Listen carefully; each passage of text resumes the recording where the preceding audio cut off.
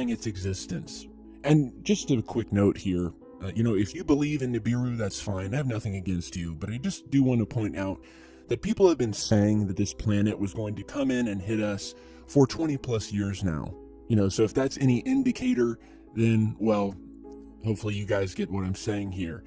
And so it is true that recently NASA did reveal, and we've had some evidence in the past that it did exist, that there is indeed a rogue unknown planet, previously unknown planet on the outer reaches of our solar system. This comes after the discovery of some strange things happening out there on the outer reaches of our solar system. Things such as the tugging on planets out there. Something out there is tugging on bodies. And it's also said that this mysterious object out there may even be tilting our entire solar system. But again, it's ever so slightly, and it doesn't appear to pose any sort of threat to Earth. And so this team of astronomers from the California Institute of Technology found evidence of a real planet 4 times the size of planet Earth, which takes around 20,000 years to orbit the sun. And they discovered this last year. Now, NASA has admitted for the first time that the evidence exists for this new planet, which the Caltech team is calling Planet 9. And they're saying the evidence for this is compelling.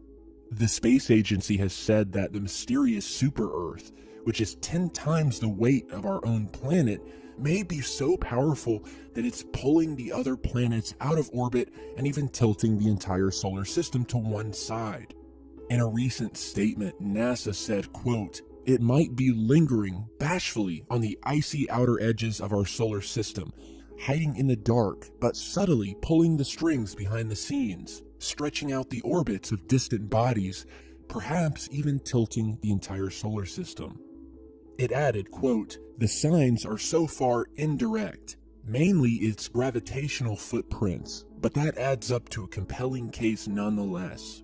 Doomsayers believe that Nibiru, which they say is the name of this mysterious planet, will get close enough to Earth to be seen by amateur stargazers before Christmas.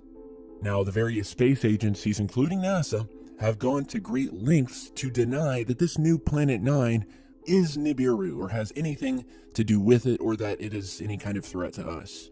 It said, quote, "If the planet is there, it's extremely distant and will stay that way with no chance, in case you're wondering, of ever colliding with Earth or bringing days of darkness." Konstantin Batyin, who discovered Planet 9 with colleague Mike Brown, said, quote, "There are now 5 different lines of observational evidence pointing to the existence of Planet 9. If you were to remove this explanation and imagine Planet 9 does not exist, then you generate more problems than you solve. And all of a sudden, you have 5 different puzzles, and you must come up with 5 different theories to explain them." So yeah, that's what we know so far, okay? NASA has basically finally admitted it. All of the evidence pointed to it, and we have a major space agency coming out and confirming it. So that's where we are. And there is no significant threat that anyone can see, that anything is coming towards Earth. So now, in other news, pretty big news, I've been getting a lot of emails to post a video about this. Tom DeLonge, the former singer of Blink-182, which was a popular rock band back in the late 90s, early 2000s, is said to be, well, by some at least, to be at the forefront of ufology. He was even granted the UFO Researcher of the Year award earlier in the year.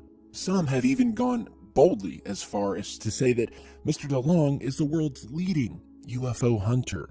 And if you guys watched my previous videos talking about Tom, you probably get the idea that I don't have a very high opinion of what he's doing, or at least of what they're saying about him, and that he is suddenly the top leading UFO researcher. Now, primarily, his prominence to the UFO field came when it was discovered through the WikiLeaks email dumps that he had been sending emails to John Podesta. And so that kind of skyrocketed him into the mainstream UFO community and into the news. And all of a sudden, he is putting out books having to do with UFOs. He is making claims that he has been in touch with some very high-ranking individuals who are giving him information about the alien phenomenon, information that is said to have never been released by anyone else. And so obviously you can see why there'd be such, an excitement around this. And, I've listened to all of his interviews with people from the moment he was jolted into this field and into notoriety. And to be honest, and again, this is just my opinion, he hasn't revealed anything yet that we don't already know. All right, he did a lot of interviews where he's a very he's well spoken. He's articulate. He seems to know what he's talking about. And granted, he has done his research, but he never really revealed anything, and he says, well, to go out and buy his books. Of course, he's putting out books, wants you to go buy them. And if you guys remember, back in February of this year, he told everyone that he had a huge announcement that was going to rock the world and that would be coming out within 60 days. And well, 60 days came and went. No big announcement. It wasn't until just this past week that announcement was said to finally be going to occur. With news stories such as inside knowledge about unidentified aerial phenomena could lead to world-changing technology, and that something extraordinary is about to be revealed. Now, for many of us, we thought that this was Tom finally coming out and admitting some hard data, giving us some good information that he had learned that we've been waiting all year to see. And so what was it that he finally revealed? Well, that he's starting a company and that he's looking for investors. And so he held a live stream, sort of like press conference or event, where he revealed that he had created something called the To the Stars Academy of Arts and Science, of which he is president and interim CEO. The Academy includes 3 synergistic divisions: science, aerospace, and entertainment. The Public Benefit Corporation is seeking to serve the public good through exploring, quote, the outer edges of science and the understanding of phenomena. And it has these different divisions, as I said earlier. The science division will conduct the research. The aerospace division will apply the science to create, quote, next generation energy and propulsion concepts for transportation and space flight. And finally, the entertainment branch will offer, quote, informative storytelling that provides insight into the journey and provokes curiosity into the profound yet unresolved mysteries of the world. So I don't know what that is, if that means they're going to start producing TV shows, fictional TV shows, I don't know. But he does list some of the people that are working with him, some of these high-ups, as I like to call them. And so here's my beef with this. It's not even a real beef, but I'm just apprehensive. So I don't have a problem with Tom, but I want to see some hard evidence. All right. He's been talking about this for a year now. And so far, all we received is buy my books. All we've received is, I have a big announcement coming. Okay. I'm going to reveal the truth about the alien phenomenon.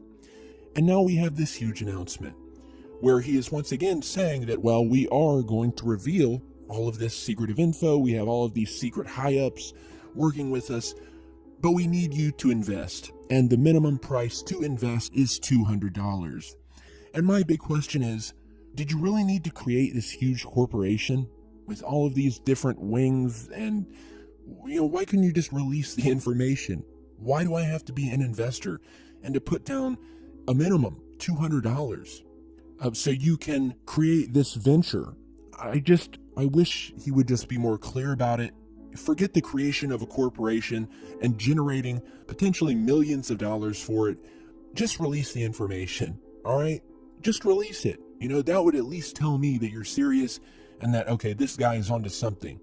And, another issue I have is that why all of a sudden are these big name former government high-ups suddenly coming out and spilling their guts to Tom DeLonge, a former lead singer of a rock band who once spoke about effing his dog.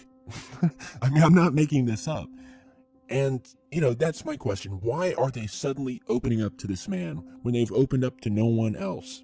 And that makes me worry that they are feeding him disinfo and that this is all just a big setup. So, that's my view on it. Call me cynical. I would just say call me skeptical. That's all. I think Tom has a passion for this, or at least I hope he does, but I just hope he's not being used or fed incorrect information, and that this really will end up being something for the greater good of humanity, and that the info does finally come out. Until then, we will work alongside him and anyone else who is trying to release this info, and we'll see what happens. So let me know what you guys think down in the comments. I'm just putting all of the different aspects of this out there. So lastly today, I want you guys to check out a really cool new video by my friends over at UFO Seekers. Now, I've featured them and spoken about them before. The number of other UFO channels that I ever vouch for, there's less than I can count on my fingers. And one of them is UFO Seekers. They do a great job. It's a team, and they actually go out there. They go out to Area 51. They get out there on the ground, and their production values are amazing. And so recently, they were out there on the ground doing some surveillance when they captured